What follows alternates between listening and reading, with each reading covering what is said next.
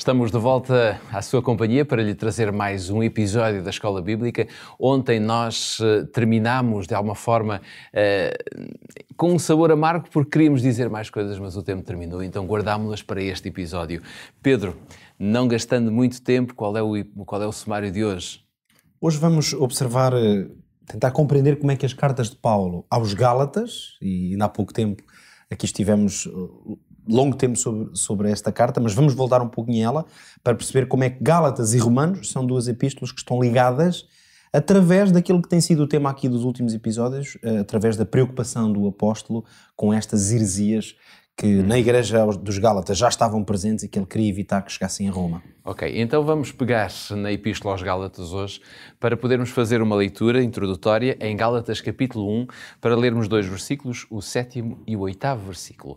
Vamos seguir a leitura que diz: Admira-me que estejais passando tão depressa daquele que vos chamou na igreja, na graça de Cristo, para outro evangelho, o qual não é outro senão que há alguns que vos perturbam e querem perverter o evangelho de Cristo. Mas, ainda que nós, ou mesmo um anjo, vindo do céu, vos pregue evangelho que vá além do que vos temos pregado, seja anátema. Temos aqui muita matéria, porque na carta aos Gálatas nós percebemos quão grave, sobretudo no pensamento de Paulo, era este assunto para a Igreja, não é? E que, no fundo, a Igreja estava a enfrentar.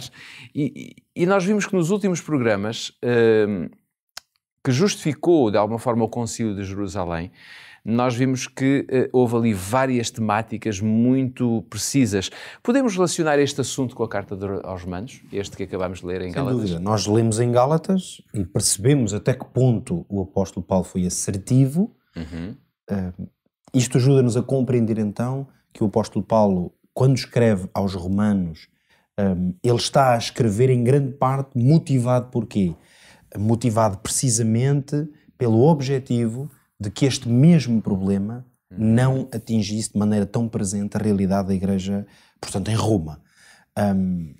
Nós já aqui percebemos que há uma ligação muito clara, portanto, entre o Concílio de Jerusalém, que já tratou este tema que temos aqui explorado tantas vezes, portanto, estas ideias judaizantes, chamemos-lhe assim, de que os cristãos gentios tinham de se tornar praticamente judeus, pelo menos cumprir um certo número de rituais, e nós percebemos aqui a ligação entre estas duas cartas de Paulo, porque elas são obviamente escritas em momentos diferentes e em contextos diferentes. Portanto, o apóstolo Paulo não tinha estado ainda em Roma, nem tinha visitado, nem tinha sido ele a fundar a igreja dos romanos em Roma.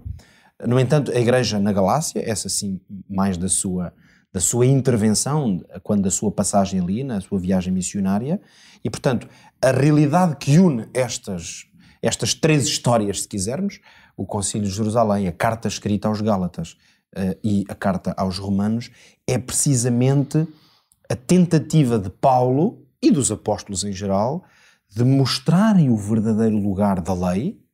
Por isso é que nas cartas eles não vão, mais do que expressar-se sobre esta questão especificamente dos judeus, ou falar declaradamente sobre isso, eles falam sobretudo numa linguagem mais teológica para ajudar a fundamentar as convicções dos crentes, e portanto nós percebemos que o apóstolo Paulo tinha esta grande preocupação de mostrar o verdadeiro lugar da lei, a verdadeira função, porque esse é um aspecto muito relevante, e por isso nós vemos uma discussão muito profunda, tanto aos Gálatas, quanto vamos, já a partir dos próximos episódios, ao entrarmos propriamente no tema, portanto, da carta, vamos compreender que a lei vai ser um tema-chave, mas lá está sempre dentro desta dicotomia entre compreender a sua verdadeira função, aquilo que ela pode e aquilo que ela não pode exercer na vida do cristão. Claro.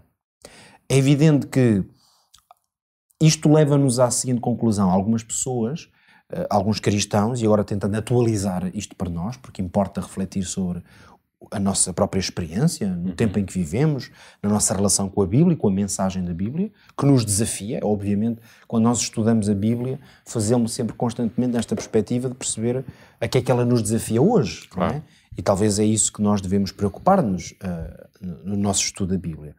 Algumas pessoas fazem aquilo que pode ser considerado como uma simplificação, nesta ideia de dizer que quando Paulo, nas suas cartas, ou mesmo lá está o Concílio de Jerusalém, na sua conclusão final, que de alguma maneira estas posições seriam uma forma de colocar em causa a validade das leis de Deus, nomeadamente a lei cerimonial.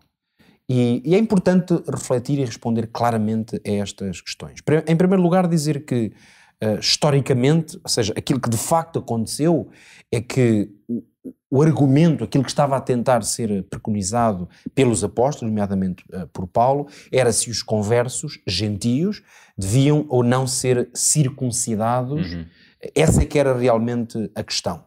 Nós sabemos que o Concílio de Jerusalém, portanto, tomou uma posição sobre isso, mas que depois, na continuidade do crescimento da Igreja Cristã, o que aconteceu foi que algumas pessoas não estavam a aceitar essa mensagem. E, portanto, com base nessa dificuldade, muitas pessoas vão fazer uma leitura tanto dos resultados do Concílio de Jerusalém quanto de muitas afirmações de Paulo, tanto aos Gálatas como aos Romanos, de que de alguma maneira Paulo estaria a pôr em causa, por exemplo, os 10 mandamentos, como não sendo eles, lá está, vinculativos à vida e à prática dos cristãos. Mas há aqui dois aspectos que eu gostava de considerar sobre isso, talvez um mais sobre a forma e outro mais sobre o conteúdo. Em primeiro lugar, é preciso perceber que o contexto histórico, ou seja, as questões que Paulo estava a tentar responder nas suas cartas, não eram essas.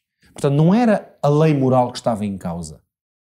Por isso é que a circuncisão era o grande motivo que estava em cima da mesa, e portanto nós não podemos confundir questões como a circuncisão com o valor de uma lei que Deus escreveu com o seu próprio dedo, claro, e que entregou ao seu povo. Portanto, claro, isso, tentar fazer essas aplicações é esquecer-se completamente qual era o problema, qual era a realidade à qual o apóstolo estava a procurar responder. Mas a verdade é que se a grande mensagem da carta aos Romanos vai ser a salvação, ela é possível vivê-la e obtê-la apenas pela fé, nunca por observância da lei, em parte alguma vamos encontrar que esta grande mensagem, que nós vamos ter tempo, claro, de explorar profundamente, eu dizia que em parte alguma esta mensagem implica a ideia de que tudo o que Deus concedeu ao seu povo fosse agora substituído por alguma outra coisa, que neste caso até quase que poderíamos perguntar o que é que seria. Claro. Porque o ser humano, como é evidente, recebe da parte de Deus indicações para a sua vida. É por isso que os 10 mandamentos, falando deles em particular, e a obediência aos 10 mandamentos, de forma alguma é questionada na carta aos Romanos ou na carta aos Gálatas. Nem mesmo o Concílio de Jerusalém, de forma alguma, questiona os 10 mandamentos. Mas os 10 mandamentos, aqueles que foram escritos por Deus. Porque esses foram revelados diretamente por Deus e eles implicam valores de natureza moral. É por isso que, vamos dizer assim, de forma muito prática, o cristianismo moderno tem problemas com o 4º mandamento, se quisermos ser diretos, tentando assimilar o 4º mandamento e a questão do sábado como práticas judaicas, mas claro, já não vai pôr em causa nem o 5º, nem o 6º, nem o 7º, porque honrar o pai e a mãe, ou não matar, ou não roubar, ou não adulterar, estes já nos parecem obviamente princípios morais pelos quais devemos reger a nossa vida. Ora, é importante compreendermos que isto ajuda-nos a perceber que o apóstolo Paulo, na sua mensagem aos Gálatas e aos Romanos, de forma alguma está a pôr em causa estes grandes valores. Como é que nós podemos, muito rapidamente, porque o nosso tempo está, digamos, praticamente terminado, como é que nós podemos colocar isto em prática? Eu hoje talvez pensasse em dizer, quem nos ouve e nos vê, que é muito real, em muitos domínios da vida, a tentação de cair num de dois extremos. Ou sermos legalistas, ou acreditarmos numa graça barata, quer dizer que basta crer e automaticamente tudo estará bem. Portanto, sejamos sóbrios e sólidos o suficiente para refletirmos sobre estas questões e não nos deixarmos enganar nem por uma, nem por outra ideia que não encontramos para elas base na Sagrada Escritura. Fica o desafio, está tudo dito por hoje. Nós voltamos no nosso próximo episódio, continuando, claro está, com a Epístola aos Romanos. Até lá.